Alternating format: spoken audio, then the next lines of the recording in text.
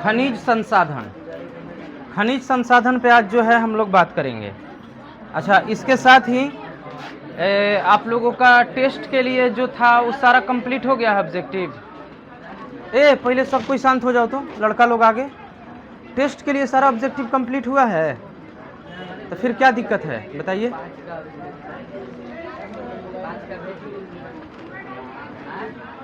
इसमें सब तो हम डाल ही दिए हैं ना।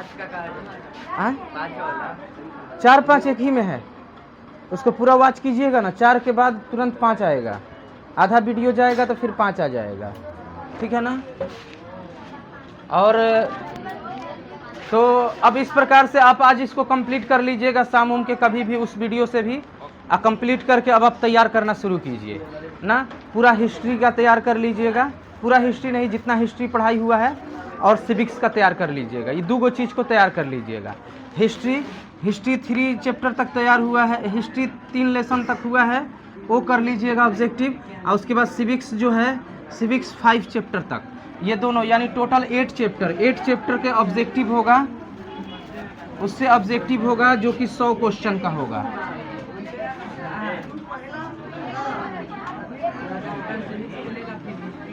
सौ क्वेश्चन का होगा ना। इसीलिए अगर हम मान लेते हैं, अरे शांत रहो, बात काहे कर रहे हो, क्या हुआ उधर।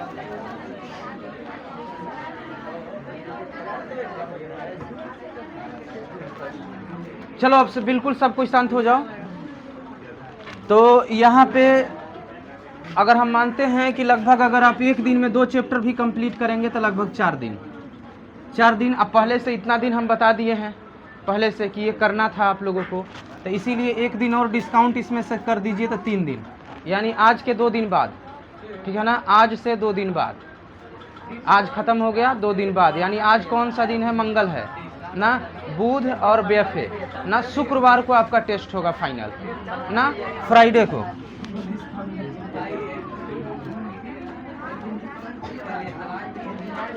फ्राइडे को टेस्ट होगा फाइनल, ठीक है। आप इसके लिए एकदम पूरी तरीके से प्रिपेयर रहेंगे। और एक चीज, अरे क्या बात हो रहा है भाई, बात मत कीजिए आप लोग। एक चीज और है इसमें, एक और इम्पोर्टेंट चीज है कि सबका 90 प्लस आना चाहिए। इसमें से सबका 90 प्लस आना चाहिए, ठीक है, क्योंकि एक भी बाहरी क्वेश्चन नहीं रहने वाला है इसमें। एक भी बाहरी क्वेश्चन नहीं रहेगा। अगर 1-2 हो जाता है तो मानते हैं कि हो जाएगा, लेकिन एक भी बाहरी क्वेश्चन इतना में नहीं रहेगा। और सबका 90 प्लस आना है ना। इसीलिए आज कल परसों 3 दिन आप जी जान लगा दीजिए ना। आप इसमें अपना पूरा परफॉर्मेंस दिखा दीजिए कि ये तो 1 बुक हुआ और एक आधा बुक, 1.5 बुक का आपसे लिया जा रहा है टेस्ट। अगर 10 बुक से भी टेस्ट लिया जाएगा तो हम उसको कंप्लीट कर सकते हैं, ठीक है ना। आप इसमें पूरा जान लगा दीजिएगा जितना। आज जो है, अरे बात मत ना करो। आज जो है आपका बस इतना ही टारगेट है कि आज जिसके पास ऑब्जेक्टिव नहीं है, जिसके पास PDF नहीं है, जो नहीं है, वो जैसे व्यवस्था करना चाहे वो वैसे व्यवस्था करके आज प्लीज कंप्लीट कर लो। या फिर इतना देख लो जाके घर पे कि फाइल में हिस्ट्री का 1, 2, 3 का मेरे पास ऑब्जेक्टिव है, उसके बाद जो है 1, 2, 3, 4, 5 सिविक्स का है। अगर है तो फिर उसी को रट डालो, बस और कुछ नहीं करना है, उसी को रट डालो। घर में कोई है तो उससे पूछवा डालो, कोई है किसी को पेज बाय पेज PDF दे करके कि इसमें से कहीं से पूछ लो, ठीक है ना, कहीं से पूछ लो। मान लीजिए 8 है तो 8 में से अगर 10-10, 12-12 क्वेश्चन अप्रोक्स में डालेंगे, एक PDF में से 10-10, 12-12 क्वेश्चन डालेंगे। हमको ये भी पता है कि एक PDF में मिनिमम 40 क्वेश्चन होगा, 40-50 के करीब है ऑब्जेक्टिव एक चैप्टर में। तो इस तरह से इसको प्लीज आप लोग जरूर से जरूर कंप्लीट करके आइएगा। बस यही है कि सभी बच्चा का 90 प्लस आना चाहिए हर स्थिति में, लड़का और लड़की दोनों।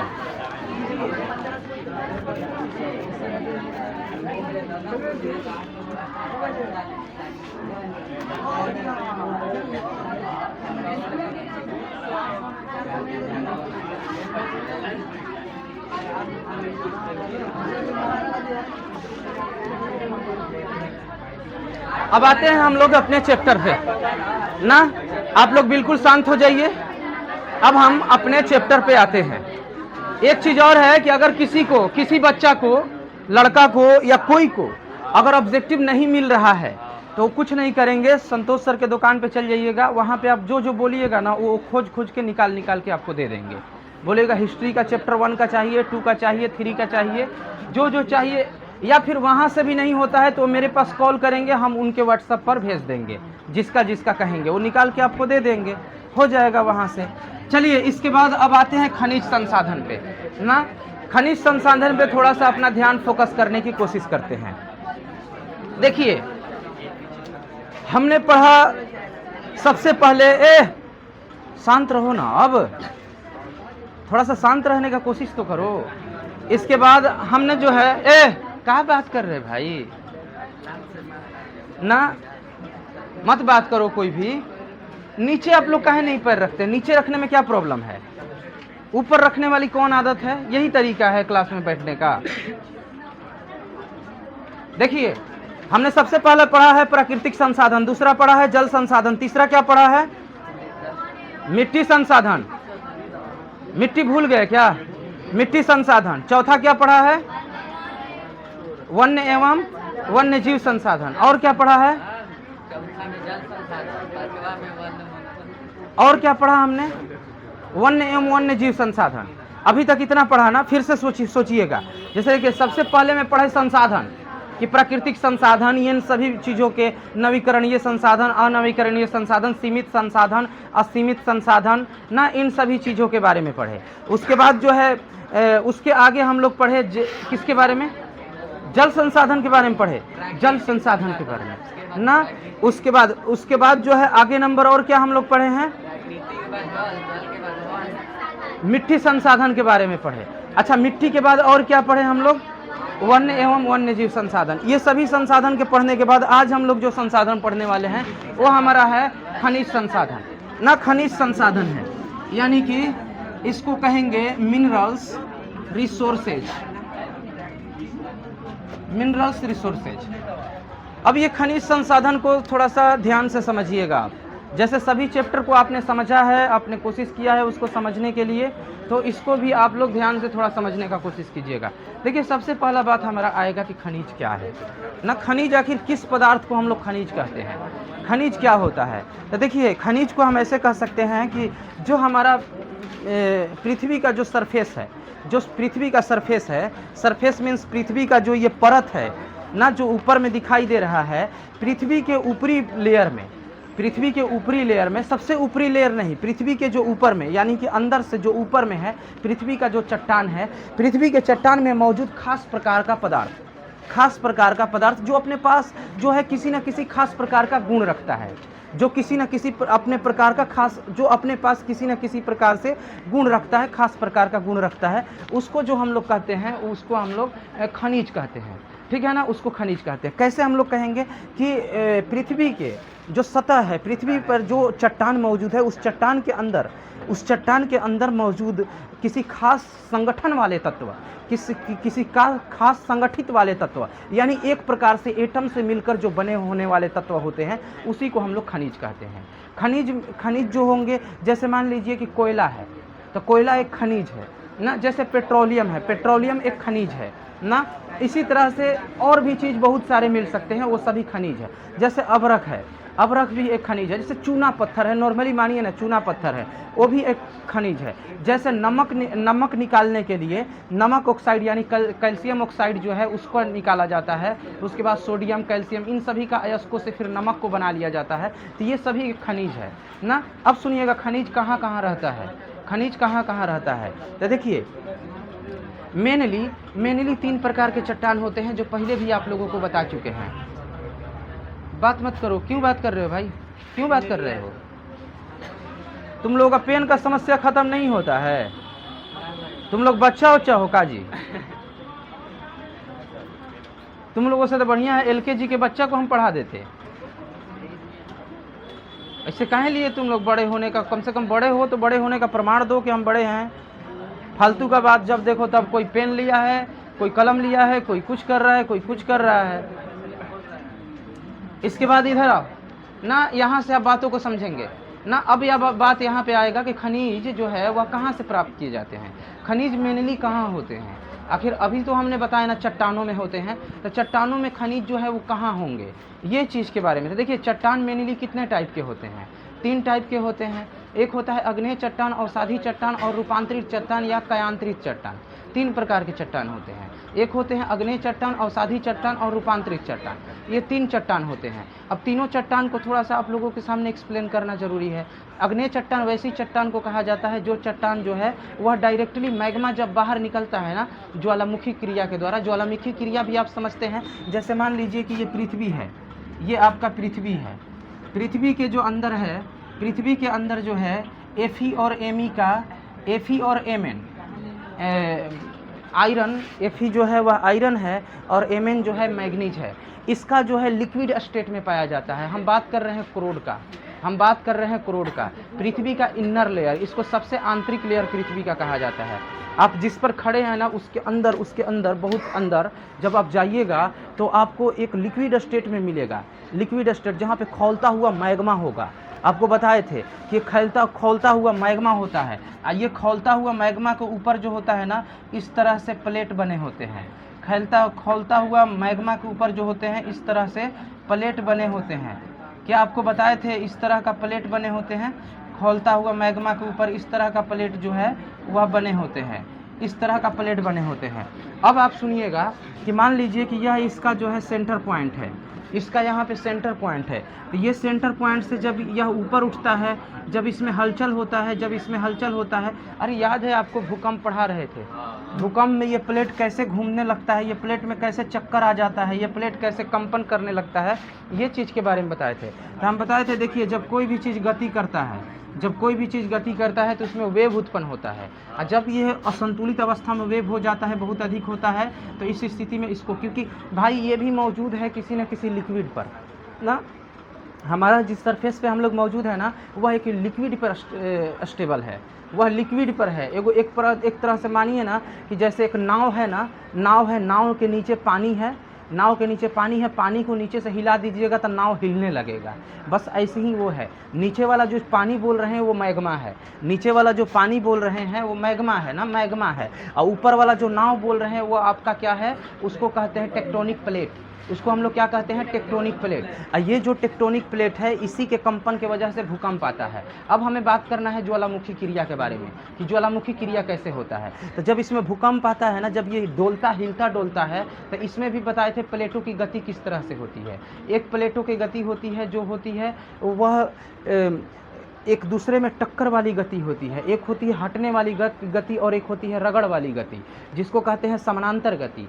समानांतर गति उसको कहेंगे जब रगड़ होगा ना, जब एक दूसरे में टक्कर करेगा तो उस गति को हम एक तरह से कहते हैं कि वह जो है किस प्रकार की गति हुई है। जब वह टक्कर करेगा ना तो वह टक्कर करके जो है वह एक दूसरे में धंसने का कोशिश करेगा, तो उसको हम लोग कह देते हैं कि उसको जैसे उत्तल होता है तो उत्तल जो होता है वह धंसा हुआ होता है। तो इस तरह से उसको उत्तल या फिर उसको और भी कुछ गति से हम लोग रिप्रेजेंट कर सकते हैं। अब एक होता है कि जैसे मान लीजिए कि जब ये दोनों में टक्कर हुआ तो यह ऊपर उठ गया। अब सुनिएगा यहाँ पर यही चीज़ है जो इम्पोर्टेंट है कि जब यहाँ पर दोनों में टक्कर होता है, जब ये वाला यहाँ पे खाली स्थान होके देखिए प्लेट कुछ इस तरह से हो जाएगा। प्लेट जो है, ये जो प्लेट अभी तक ऐसे था ना, प्लेट अभी तक प्लेट जो है कुछ इस तरह से था, ठीक है ना। लेकिन जैसे ही इस दोनों में टक्कर होगा ना तो अब प्लेट का स्ट्रक्चर आप देखिएगा कैसे बनेगा। अब यह प्लेट जो है ना कुछ इस तरह से हो जाएगा, यह प्लेट जो है कुछ इस तरह से हो जाएगा, ठीक है ना। टक्कर होने के बाद जब प्लेट इस तरह से हो जाएगा तो इसमें गैप बनेगा, इसमें एक गैप बनेगा और ये वाला जो गैप बनेगा ना इससे मैग्मा बाहर निकलने लगेगा। अंदर का जो मैग्मा है वो क्या होने लगेगा, बाहर निकलने लगेगा। अंदर का जो मैग्मा है वह बाहर निकलने लगेगा और बाहर निकल करके एक बहुत विस्तृत पहाड़ बना लेता है। बाहर निकल करके एक विस्तृत जो है यह पहाड़ बना लेता है। यहाँ तक क्लियर होगा आप लोगों को। ये बाहर निकल के एक बहुत बड़ा पहाड़ बना लेता है। सैकड़ों हजारों साल जब बीतता है तो ये ठंडा हो जाता है। ठंडा होकर आप देखते हैं, जैसे मान लीजिए कि यहाँ पर पहाड़ है, तो यहाँ पे कहीं ना कहीं कभी ना कभी ज्वालामुखी क्रिया हुआ होगा और ज्वालामुखी निकला होगा, एकदम खौलता हुआ लाल मैग्मा निकला होगा और मैग्मा निकल के ये लाखों वर्ष बाद, एक सैकड़ों वर्ष बाद ठंडा हो गया है। अब सुनिएगा, हम जो मकसद समझाना चाहते हैं उस पे आ रहे हैं। हम समझाना आपको ये चाह रहे हैं कि चट्टान क्या होते हैं ना, चट्टान क्या होते हैं ये समझाना चाह रहे हैं। चट्टान जब समझा देंगे तो ये बताएंगे कि देखिए किस तरह की चट्टान में कैसी खनिज पाई जाती हैं, किस तरह के चट्टान में कैसी खनिज पाई जाती हैं। तो देखिएगा, अब यहाँ पर चट्टान जो होंगे 3 टाइप के होंगे। एक होगा अग्नेय चट्टान, अग्नेय चट्टान। अग्नेय से आपको एक लग रहा है कि आग का जिक्र हो रहा है, अग्नेय आग, यानी कि डायरेक्टली जो आग निकलता है पृथ्वी के अंदर से, जो आग निकलता है ना, जो पृथ्वी के अंदर से आग निकलता है, वो आग जब ठंडा हो जाता है तो उसी को हम लोग कह देते हैं अग्नेय चट्टान। यानी आग अब ठंडा हो गया तो उसी को हम लोग क्या कह देंगे, अग्नेय चट्टान। यानी वो प्राइमरी रॉक्स, इसे कहते हैं प्राइमरी रॉक्स, इसे हम लोग कहेंगे प्राइमरी रॉक्स। प्राइमरी रॉक्स माने वो प्राथमिक चट्टान जो डायरेक्ट पृथ्वी से निकलने के बाद ठंडा हो जाता है ना। ये बात ऐसा है कि ये काफ़ी संगठित होता है, ये काफ़ी जो है संगठित मतलब ये काफ़ी मजबूत होता है। अग्नेय चट्टान जो होता है ना, वह काफ़ी मजबूत होता है। क्यों? क्योंकि जैसे मान लीजिए कि लोहा को पिघला करके आप डायरेक्टली, जैसे लोहा पे लोहा रखेंगे और ओल्डिंग, आप मानिए ना ऐसे कि अगर मान लीजिए कि एक लोहा है और लोहा से लोहा जोड़ करके आप ओल्डिंग किए हैं, परत बाई परत ओल्डिंग किए हैं, तो ये परत बाई परत जो ओल्डिंग की है ना, इसको हम लोग कहते हैं परतदार चट्टान, इसको हम लोग कहेंगे परतदार चट्टान। लेकिन अब सभी लोहा को, छोटा लोहा को भट्टी में डाल करके पूरी तरीक़ा से पिघला दिए हैं और पिघला करके फिर एक निश्चित शेप में जो है आप डाल दिए हैं, तो उसमें आप जब उसको ठंडा हो जाएगा ना, जब उसको आप निकालिएगा तो एक ठोस लोहा आपको लगेगा। उसमें ऐसा नहीं लगेगा कहीं ज्वाइंट है, कहीं पे इसमें ऐड किया गया है या ओल्डिंग किया गया है, पूरा ठोस। अब बताइए, जो ओल्डिंग किया हुआ है वो मजबूत होगा कि जो आप एक ही बार सबको पिघला के डाल दिए हैं वो मजबूत होगा? जो पिघला कर एक ठोस लोहा बना दिए हैं वो मजबूत होगा। तो वैसे ही जो नीचे से मैग्मा निकलता है ना, जी नीचे से जो मैग्मा निकल रहा है, क्या हुआ, क्या कर रहा है जी तुम लोग? एक बार हम समझाएं, होश नहीं आया है, तुम लोग मार और खाने के चक्कर में है का? क्या किया है वो, क्या किया है जी तुम?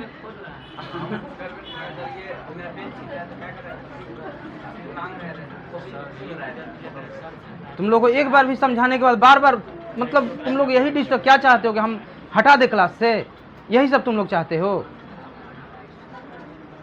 गजब का यार तुम लोग आदमी हो। एक बार समझाए, 2 बार समझाए, 3 बार समझाए, हद करके रखा है तुम लोग। इसके बाद यहाँ पे आइएगा, ये है आपको अग्नेय चट्टान ना। अग्नेय चट्टान जो है डायरेक्टली जो अंदर से निकलता है, जो क्रोड से निकलता है डायरेक्टली अंदर से, वह जो है डायरेक्ट ठंडा होगा ना तो वह अग्नेय चट्टान होगा। ये काफ़ी संगठित होता है। अब सुनिएगा एक बात और, खौलता हुआ चीज में क्या जीवाश्म रहेंगे? अरे डायरेक्ट शुद्ध।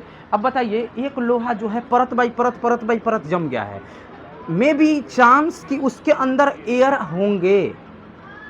समझिएगा, जैसे मान लीजिए कि ये मार्कर है, इस मार्कर के ऊपर एक मार्कर, इस मार्कर के ऊपर एक मार्कर, इस मार्कर के एक ऊपर एक मार्कर, और हल्का हल्का सा पिघला के इसको ऐड कर दिए हैं ना, इसको पिघला या गम ओम डाल के, गोंद होम डाल के इसको सटा दिए हैं। तो आप कह सकते हैं कि इसके अंदर अशुद्धियाँ हो सकते हैं, इसके अंदर कोई ना कोई एयर वॉइड्स, यानी कि इसके अंदर खाली जगह, या इसके अंदर जो है वह किसी न किसी तरह से धूल कण हो सकते हैं। लेकिन ये मार्कर को भट्टी में डाल दिए और पिघला दिए, एक इससे दोनों को मिला करके एक और मोटा मार्कर हम बना दिए।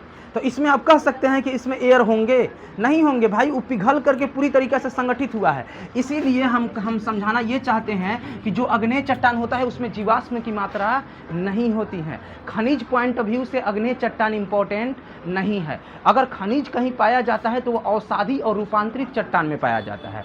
खनिज अगर कहीं मिलेगा तो अवसादी और रूपांतरित चट्टानों में आपको मिलेगा, ठीक है ना। जीवाश्म अगर सबसे ज़्यादा अगर आपको बात करें जीवाश्म, तो जीवाश्म इसमें तो मिलते ही नहीं हैं। कहाँ से मिलेंगे? डायरेक्टली कोई निकल रहा है, माने मैग्मा डायरेक्टली नीचे से निकल रहा है, तो उस मैग्मा में जीव जंतु कहाँ से आ जाएंगे भाई? उस मैग्मा में जीव जंतु कहाँ से आ जाएंगे? वही मैग्मा ऊपर आ गया, वैसे ही है। बाद में कोई जीव जंतु मरा, हवा के सहारे उड़कर आया, कोई पत्ती रहा, कोई टहनी रहा, हवा के सहारे उड़ करके आया। ये जो पहाड़ है, मान लीजिए कि अग्नेय चट्टान है, अग्नेय चट्टान के ऊपर कोई पत्ती, कोई जीव, कोई पक्षी गिर गया, और गिरने के बाद इस पर कोई पक्षी गिर गया, गिरने के बाद फिर एक लेयर थोड़ा मोड़ा मिट्टी का आ गया, फिर एक लेयर कुछ ना कुछ आ गया, फिर एक लेयर कुछ ना कुछ आ गया, फिर कभी बाढ़ आया, पानी आया बहुत ज़्यादा, वो बहा करके कुछ ना कुछ ला दिया। तो इस तरह से जो ये चट्टान बना ना, जो ये चट्टान बना, उस चट्टान को हम लोग कहते हैं अवसादी चट्टान। अवसादी, अवसाद के द्वारा बना हुआ चट्टान। अभी अवसाद अवसाद अवसाद कितना बार अवसाद के बारे में हम लोग पढ़े थे कि अवसाद क्या होता है, पढ़े थे। गंगा, ब्रह्मपुत्र, सिंधु, इन सभी नदियों के द्वारा लाए गए अवसाद से जो मिट्टी बनाई जाती है उसको जलोढ़ मिट्टी कहते हैं, पढ़े थे हम लोग ना। तो वही अवसाद का बात करेगा कि जब अग्नि चट्टान के ऊपर जो है बहुत सारे कचरा जम जाएंगे, जब अग्नि चट्टान के ऊपर बहुत सारे कचरा जम जाएंगे, जीवाश्म जम जाएंगे, तो इस तरह से जो चट्टान बनेगा उस चट्टान को हम लोग क्या कहेंगे, उस चट्टान को हम लोग, उसमें मिट्टी का अंश होगा, उसमें पेड़ पौधा का अंश होगा, उसमें जीवाश्म का अंश होगा, उसमें पक्षी कार्बनिक पदार्थों का अंश होगा, बहुत कुछ उसमें माने मिक्स है, सब कुछ हो सकता है उसमें ना। जो गिर गया, जो दब गया, जो हो गया वह हो सकता है। तो ये जो चट्टान बनेगा ना, ये चट्टान बनेगा, कैसी चट्टान बनेगा, अवसादी, यानी अवसाद के द्वारा बना है। जो कचरा है ना, इन्वायरमेंट का जो कचरा है, पानी के द्वारा जो कचरा है, जो बाढ़ के दौरान कचरा आया और उस पर जा करके ऊपर में जम गया ना, इस तरह से चीजें जो है वह अवसादी बनेगी। अब बात करना है रूपांतरित का, कि रूपांतरित, हम बोले ना खनिज के पॉइंट ऑफ व्यू से सबसे ज्यादा इंपॉर्टेंट हो जाता है रूपांतरित और अवसादी चट्टान, सबसे ज्यादा इंपॉर्टेंट हो। अब पेट्रोलियम का अगर बात करें तो सबसे ज्यादा पेट्रोलियम जो है वह पाया जाता है रूपांतरित चट्टान में। पेट्रोलियम, रूपांतरित चट्टान। अब रूपांतरित चट्टान आप समझिएगा ना तो थोड़ा सा और क्लियर होगा आप लोगों को कि रूपांतरित चट्टान क्या होता है ना। देखिए, रूपांतरित चट्टान जो होता है, अग्नि चट्टान तो सीधा समझे कि नीचे वाला है, एकदम रॉ मटेरियल है, एकदम कोर के अंदर जो पृथ्वी के अंदर से निकला हुआ चीज है ना, वही अग्नि चट्टान है। बस बाहर निकल के क्या हो गया है, वो ठंडा हो गया। आग जब ठंडा हो गया तो अग्नि बन गया, और उसके ऊपर अवसाद बन गया, तो ऊपर वाला परत क्या बन गया, अवसादी बन गया। और रूपांतरित मतलब होता है चेंज होना, चेंजिंग फॉर्म ना, जिसको कहा जाता है मेटामॉर्फिक रॉक ना, मेटामॉर्फिक रॉक, यानी कि वह जो है अपने अंदर फॉर्मेशन कर लिया। फॉर्मेशन मतलब अपना एक नया निर्माण किया। अवसादी चट्टान और अग्नेय चट्टान दोनों मिल करके बनाते हैं रूपांतरित चट्टान। रूपांतरण करना मतलब बदलाव करना। अब ये बदलाव कैसे होता है, क्या अपने से करते हैं? नहीं। अब सुनिएगा ये बदलाव कैसे होगा। मान लीजिए कि चट्टान है, मान लीजिए चट्टान है, चट्टान जो है कहीं से टूटा। चलिए एक हम चट्टान का यहाँ पर आप लोगों के सामने फोटो बनाएंगे। ये मान लीजिए चट्टान है, ये ऐसे कुछ चट्टान का संगठन है नीचे से, यानी कि ये जो है आपको क्या लगता है कि अगर यहाँ पर पृथ्वी का ये सरफेस है, नॉर्मली ये वाला पृथ्वी का सरफेस है, तो क्या यहीं से नहीं, ये चट्टान बहुत अंदर तक होते हैं ना, अंदर से, यानी जहाँ से निकलना शुरू हुआ है कहीं ना कहीं वहाँ से इसका कनेक्शन होता है। तो ये इस तरह से चट्टान है। अब सुनिएगा क्या होता है, क्या होता है कि जैसे मान लीजिए टेम्परेचर है, माने तापमान बहुत अधिक हुआ, बारिश बहुत अधिक हुआ, तो यहाँ पर ये अग्नि चट्टान है, अवसादी चट्टान है अग्नि। इसके ऊपर कौन सा चट्टान है, अवसादी चट्टान है। बहुत बढ़िया, इसके ऊपर अवसादी चट्टान है। ये वाला है अग्नेय चट्टान जो कि डायरेक्टली निकला है मैग्मा, मैग्मा डायरेक्ट निकल के ये ठंडा हो गया तो क्या बन गया, अग्नेय चट्टान। देखिए मैग्मा जब निकलेगा तो कैसा फॉर्म में रहेगा, कैसा फॉर्म में रहेगा, लिक्विड स्टेट, यानी आग के रूप में रहेगा ना, खोलता हुआ आग के रूप में रहेगा ना। कभी नेट पे सर्च मार के दिखाइएगा, मैग्मा जब निकल रहा है तो लगेगा ना जैसे लोहा का लावा निकलता है ना, जैसे लोहा पिघल करके गिराइएगा वैसे एकदम रेड सा निकलेगा ना। तो जब आग ठंडा होगा अग्नि बनेगा, आग ठंडा होगा अग्नि बनेगा। अग्नि के ऊपर बहुत सारे जब लेयर में अशुद्धियाँ आ जाएंगे, अवसाद मतलब होता है निछालन ना, निछालन मतलब कोई भी चीज़ आके जम जाना, निछालन मतलब कोई भी चीज आके जम जाना। जब इस पर कोई भी चीज आके जमते जमते जमते जमते एक लंबा परत बना देगा, एक बड़ा सा परत बना देगा, उसको हम लोग कहेंगे अवसादी चट्टान ना, उसको कहेंगे हम लोग अवसादी चट्टान। अवसाद मतलब समझते हैं ना, अवसाद मतलब अवसादी चट्टान। अब सुनिएगा, ये अवसादी और अग्नेय चट्टान दोनों के साथ खेल होगा रूपांतरित में। कैसे होगा, यहाँ पर मान लीजिए कि ये कोई कारणवश जो है, यहाँ पर मान लीजिए कि ये कोई कारणवश जो है वह टूट गया, कोई कारणवश जो है टूट गया। इसमें बहुत सारे ऊपर से भी अशुद्धियाँ आए, बहुत सारे ऊपर से भी अशुद्धियाँ आए, कुछ ये वाला चट्टान, कुछ ये वाला चट्टान, कुछ ये वाला चट्टान, कुछ ये वाला चट्टान।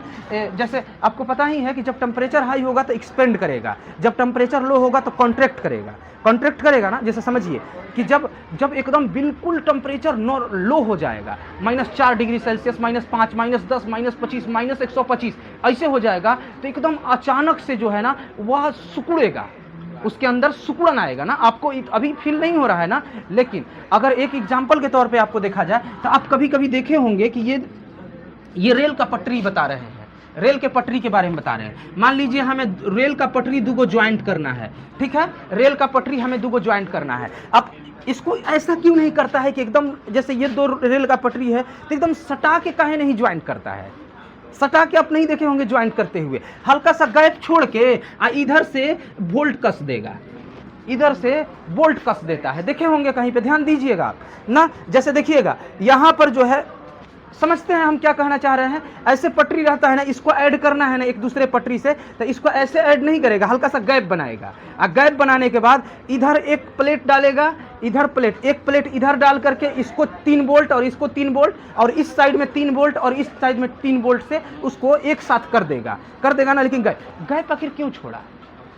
पागल है, समझ नहीं आता है उसको। क्या सोच रहा है लोहा कम लगेगा, थोड़ा थोड़ा जगह छोड़ देते हैं, बचा रहा है सरकार का धन?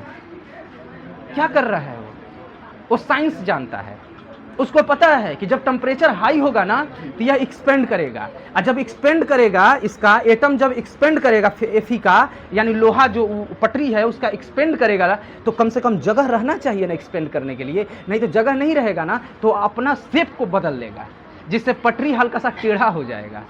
अब पटरी जब टेढ़ा हो जाएगा तो फिर रेलवे को चलने में परेशानी होगा, समझ रहे हैं ना, इसीलिए बीच में गए। अब सुनिएगा, आते हैं हम इस पर। अब ये क्या करता है ना, एक्सपेंड करेगा, कॉन्ट्रैक्ट करेगा, एक्सपेंड करेगा, कॉन्ट्रैक्ट करेगा, एक्सपेंड करेगा, कॉन्ट्रैक्ट करेगा। यही सब प्रक्रिया करने में ये टूट फूट जाता है, और जब टूट फूट जाता है ना तो इसके अंदर बहुत सारे जो है जीवाश्म आ जाएंगे, ये बहुत सारे पेड़ पौधा अगर टूटे हुए, ये देखिए, इसीलिए ना कहा जाता है पेट्रोलियम बनना जो एक दिन का काम नहीं है। आपको शायद लगे कि हम तो देखते नहीं है कभी ये प्रोसेस, हम तो देखिए, आप उसको देखिएगा जो एक दिन का काम है, जो 1 साल का काम है, जो 1 महीना का काम है, जो लाखों वर्ष का काम है, वो कैसे देख पाइएगा? थोड़ा थोड़ा थोड़ा थोड़ा थोड़ा थोड़ा थोड़ा थोड़ा जाके जम रहा है, तो उसको आप कैसे देख पाइएगा? इसीलिए ना कहा जाता है पेट्रोलियम हमारा अनवीकरणीय संसाधन है, नवीकरणीय नहीं है किसे, क्योंकि ये कब का बना है, कब का बन रहा था, कई हजारों सालों से बन रहा था, लाखों सालों से, ये हम जानते ही नहीं थे ना। इस तरह से ये जो है इसके अंदर आएगा।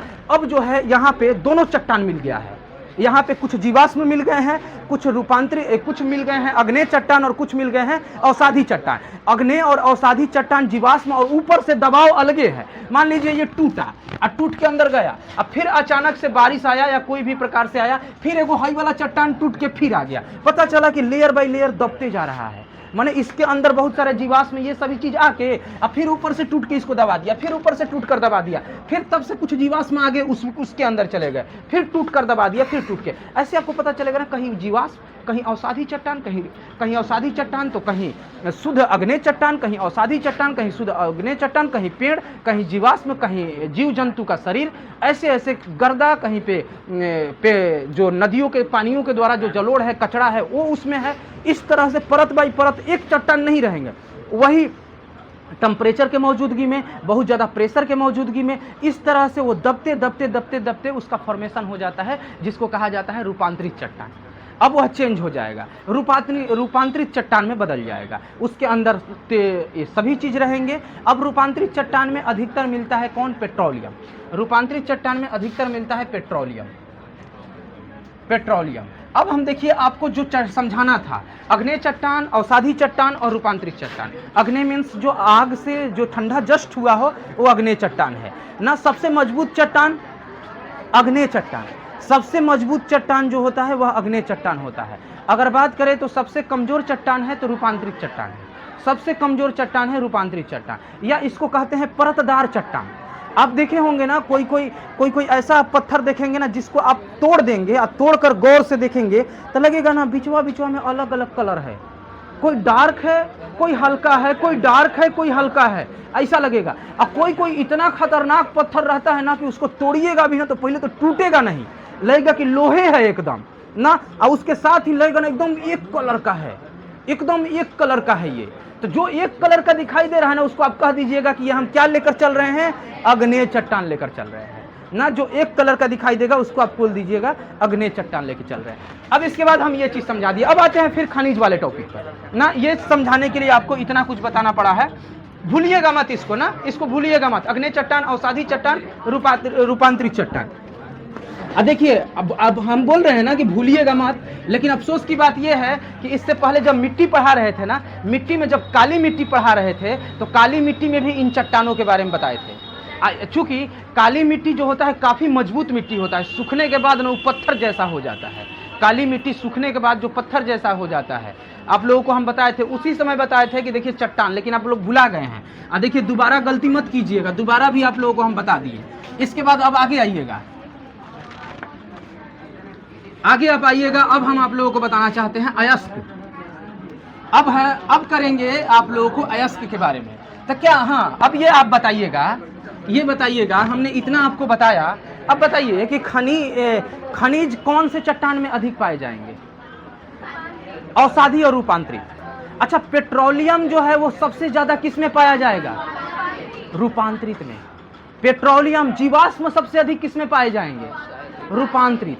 रूपांतरित में जीवाश्म पाए जाएंगे। पेट्रोलियम जो है वो सबसे अधिक रूपांतरित में पाए जाएंगे, क्योंकि पेट्रोलियम जीवाश्म से ही बनते हैं, जीवाश्म से ही पेट्रोलियम। कार्बनिक पदार्थ सबसे अधिक किस में पाए जाएंगे? रूपांतरित में। लेकिन खनिज जो है कौन कौन से चट्टान में पाए जाएंगे? अवसादी और रूपांतरित में। रूपांतरित चट्टान को और क्या कहा जाएगा? कायांतरित चट्टान। उसको, और रूपांतरित चट्टान को और क्या कहा जाएगा? कायांतरित चट्टान ना, कायांतरित चट्टान। ठीक है, समझ गए ना इतना? प्लीज आप लोग इस बात को ध्यान रखिएगा ना। अब हम लोग आगे आपको बताते हैं अयस्क के बारे में। अब हम बताएंगे अयस्क के बारे में कि क्या डिफरेंस होता है अयस्क और खनिज में।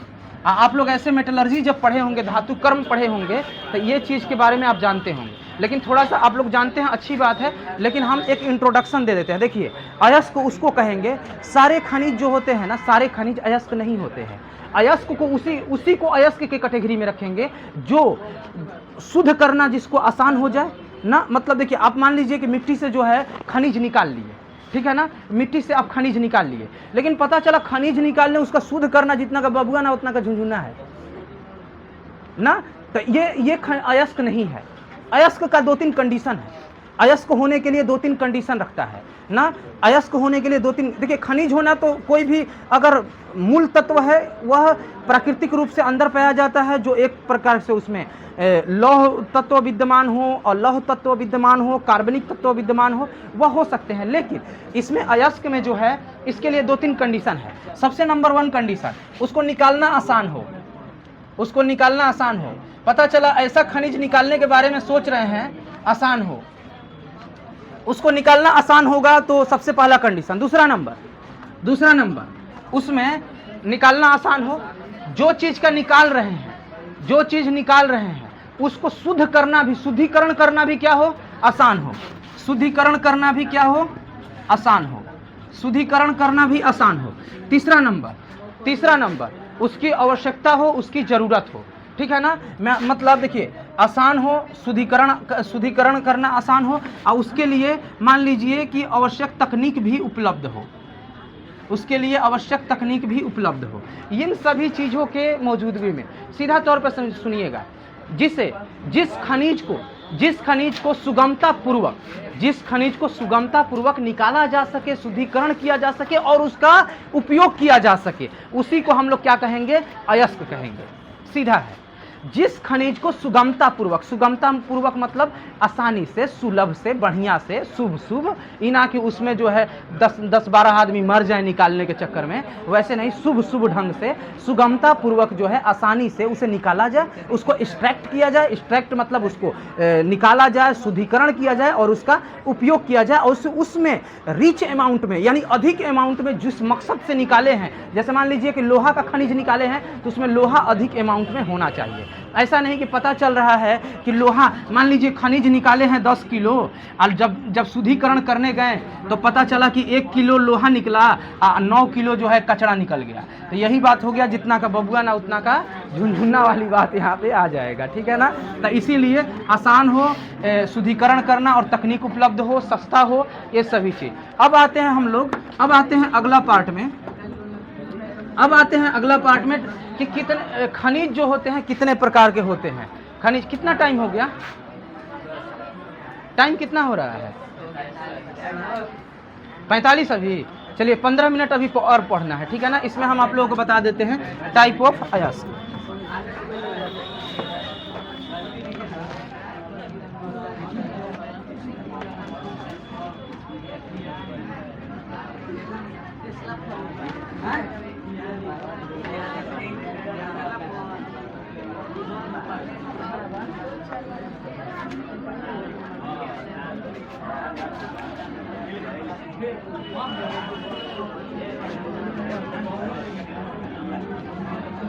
देखिए अब हम लोग देखते हैं खनिज का प्रकार।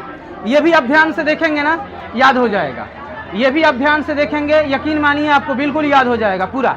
देखिए खनिज के प्रकार में एक नंबर, खनिज के प्रकार में एक नंबर। सबसे पहले हम क्या करते हैं ना, एक बॉक्स बना देते हैं, एक टेबल टाइप का बनाने का प्रयास करते हैं ना, एक चार्ट बनाते हैं ना। जैसे मान लीजिए ये खनिज है। खनिज सबसे पहले दो टाइप में, खनिज जो है सबसे पहले दो टाइप में, एक खनिज धात्विक और एक खनिज अधात्विक। धात्विक खनिज और दूसरा हम लोग क्या कह देंगे,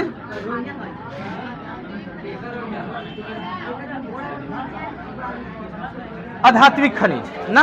अब सुनिएगा, ये धात्विक खनिज क्या है और अधात्विक खनिज क्या है। बात मत करो, ठीक है। धात्विक खनिज क्या है और अधात्विक खनिज क्या है। देखिए धात्विक खनिज जो है उसे कहेंगे जिसमें धातु की मात्रा हो। अब धातु और अधातु में तो अंतर आप बेहतरीन तरीका से जानते होंगे कि मेटल और नॉन मेटल में क्या अंतर होता है। जिसमें जो है धातु होते हैं, जिस खनिज में धातु होंगे उसको हम लोग कहेंगे धात्विक खनिज, और जिस खनिज में धातु नहीं होंगे उसको हम लोग कहेंगे अधात्विक खनिज। जिस खनिज में अधातु होंगे उसको हम लोग क्या कहेंगे, अधात्विक खनिज, ठीक है। यहाँ पे अब देखिएगा, धात्विक खनिज को दो टाइप में बांटा गया। धात्विक खनिज को जो है दो टाइप में बांटा गया, एक है लौह खनिज, एक है लौह खनिज और एक है अलौह खनिज ना। एक है लौह खनिज और एक है अलौह खनिज। अब लौह और अलौह खनिज को समझिए। जैसे मान लीजिए कि लोहा का जितना अयस्क है, लोहा का जितना खनिज है, जैसे लोहा का हो जाएगा हेमेटाइट ना, हेमेटाइट, मैग्नेटाइट,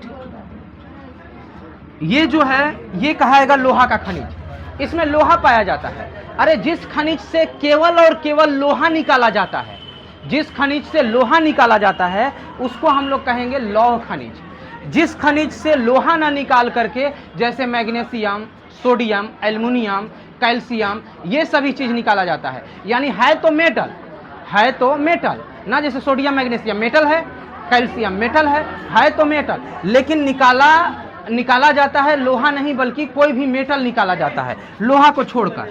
तो वह जो है जैसे बक्साइड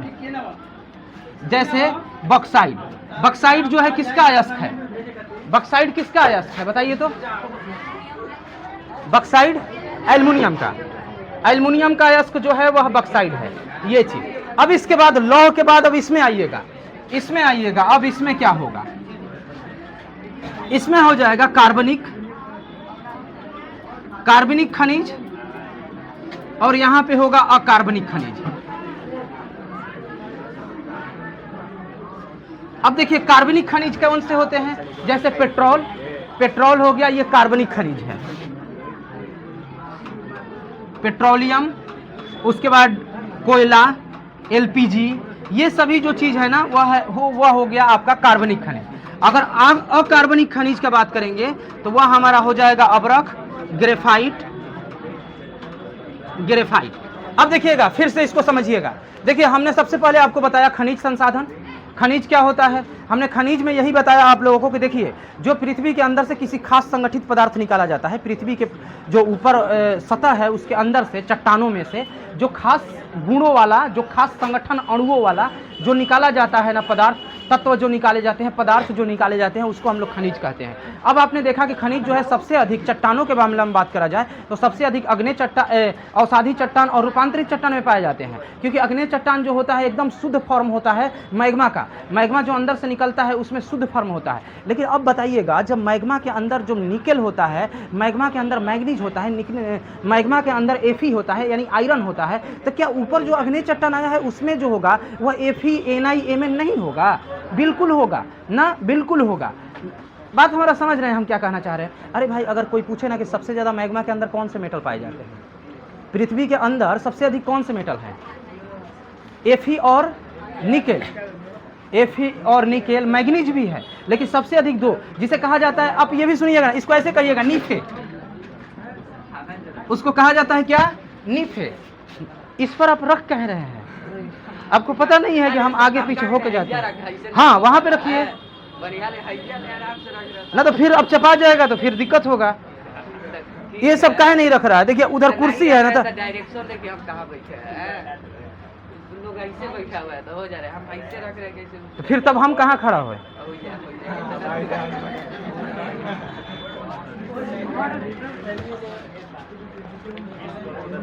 देखिए ये ना ऐसा कुछ नहीं है, ये कंफर्टेबिलिटी की बात नहीं है, ये आप लोगों की आदत की बात है। ये आदत हो गया है ऐसे ऊंचा पे रखने के लिए। जैसे उधर है, आप तो ठीक है इतना ही ऊंचा रख रहे हैं, उधर तो हद है, वो लोग ऊपरे ऊपरे रख दे रहा है, वो लोग ऊपरे रख दे रहा है। कुछ दिन पता चलेगा ना कि सर नीचे होगा, पैर ऊपर होगा, ठीक है ना।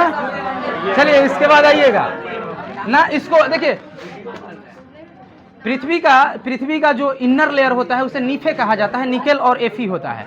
अब इसके बाद जो है हम लोग खनिज का वर्गीकरण किए, खनिज का वर्गीकरण किए, और खनिज के वर्गीकरण में हमने पढ़ा धात्विक खनिज, अधात्विक खनिज, और धात्विक खनिज में हमने पढ़ा लौह खनिज और अलौह खनिज। अच्छा, लौह खनिज में हमने पढ़ा हेमेटाइट, मैग्नेटाइट। लौह खनिज में हमने पढ़ा हेमेटाइट, मैग्नेटाइट, और लौह खनिज में पढ़ा बक्साइड, या और जितने खनिज होंगे ना जो जिससे मेटल प्राप्त किया जाता है लेकिन लोहा नहीं, मेटल प्राप्त किया जाता है लेकिन मेटल में लोहा नहीं। इसके बाद अगर कार्बनिक का बात करेंगे तो जो कार्बनिक है, अच्छा हम लोगों का शरीर जो है ना इसमें बहुत ज़्यादा कार्बन है ना, जैसे पेड़ पौधा है ना उसमें बहुत ज़्यादा कार्बन है, तो उसे कार्बनिक खनिज कहेंगे, जैसे पेट्रोलियम, कोयला। अब उसके बाद अकार्बनिक खनिज और अबरख और ग्रेफाइट। चलिए इसको लिख लीजिए, इसको टॉपिक डालिएगा ऊपर खनिज संसाधन, और इसको पूरा लिख लीजिए, ठीक है। टाइम हो गया है। अच्छा चलिए खनिज का केवल डिफिनेशन लिख लीजिए। अरे कुछ तो चलना चाहिए, लाइन हम दिलवाते हैं, रुक जाइए, लाइन दिलवाते हैं, लाइन दिलवाते हैं, रुकिए।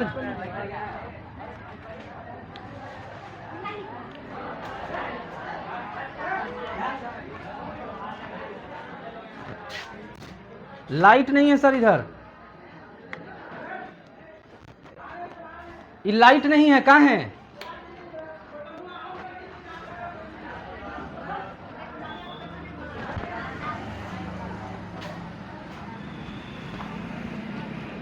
चलिए आ गया लाइट ना। खनिज लिखिए, खनिज लिखकर खनिज संसाधन आप हेडिंग डालिए, जल्दी से डालिए, जल्दी खत्म कर लेंगे तो अच्छा न रहेगा। घूमने भी चलना है, जाएंगे घूमने कहीं पे, चला जाएगा पटना घूमने, इसीलिए सोच रहे हैं ना जल्दी जल्दी खत्म करके जे फेयर बनाया रहेगा ना उसको पटना लिया के जाएंगे।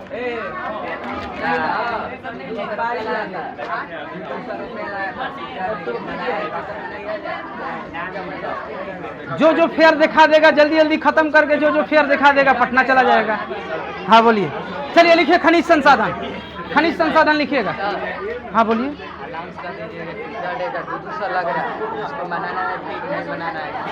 टीचर डे का हाँ ठीक है, बोल देते हैं।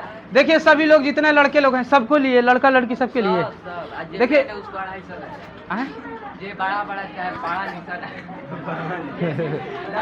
मैंने सबके लिए 200 ना, सबके लिए। हाँ 10-15 अच्छा देखिए, जो इसमें अब आप ना चुनिएगा कि मेन कौन है। हाँ तो ठीक है, आप रिस्पॉन्सिबिलिटी दे दीजिएगा कि भाई तुम मेन हो, तुमको ज़्यादा काम करना है, इसीलिए। सुनिएगा, यहाँ पे जो है लड़कों के द्वारा जो बच्चा डिसाइड किए हैं लोग कि जो टीचर डे है उसमें सभी लड़का लड़की के लिए 200 रुपया लगेगा, ठीक है। बस आप लोग इस बात को ध्यान रखेंगे, ठीक है। चलिए खनिज संसाधन लिखिए, खनिज संसाधन लिखिएगा, खनिज संसाधन लिखिएगा। हो गया खनिज संसाधन। खनिज संसाधन में लिखिएगा, खनिज संसाधन का लिखिए, डिफिनेशन लिख लीजिएगा। खनिज संसाधन लिखे ना ऊपर में, नीचे खनिज स्टार मार्क लिखिए, खनिज लिख के डैश दीजिए, स्टार मार्क लिखिए, खनिज लिख के डैश दीजिए। हाँ खनिज संसाधन ऊपर में हेडिंग बनाना है, खनिज संसाधन हेडिंग बनाकर खनिज लिख कर डैश दीजिए और लिखिएगा। खनिज जो है लिखना है पता है किस पेन से? ब्लैक से लिखना है ना, ब्लैक से लिखना है। उसके बाद ना ब्लू पेन से के तो कहता हरियर पेन से कंफ्यूज करत रहा हमरा के। हम सोचे पड़ गए हरियरे का लिखाला। अब पता है आजकल ना हम भुला बहुत ज्यादा रहे हैं, कोई भी चीज भुला जा रहे हैं तुरंत। उसके बाद आइएगा डैश देकर लिखिएगा पृथ्वी, लिखिएगा पृथ्वी, पृथ्वी के भूप्रपट्टी, पृथ्वी के भूप्रपट्टी, लिखिएगा पृथ्वी के भूप्रपट्टी, पृथ्वी के भूप्रपट्टी के अंदर पाए जाने वाले, पृथ्वी के भूप्रपट्टी के अंदर पाए जाने वाले, पृथ्वी के भूप्रपट्टी के अंदर पाए जाने वाले वे सभी रासायनिक तत्व या यौगिक या मिश्रण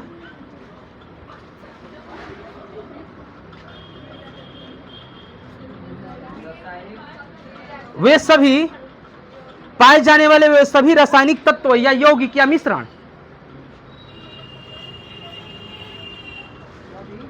तत्व या यौगिक या मिश्रण जिनकी एक निश्चित संरचना होती है, जिनकी एक निश्चित संरचना होती है, जिनकी एक निश्चित संरचना होती है, खनिज कहलाते हैं। जिनकी एक निश्चित संरचना होती है खनिज कहलाते हैं। जैसे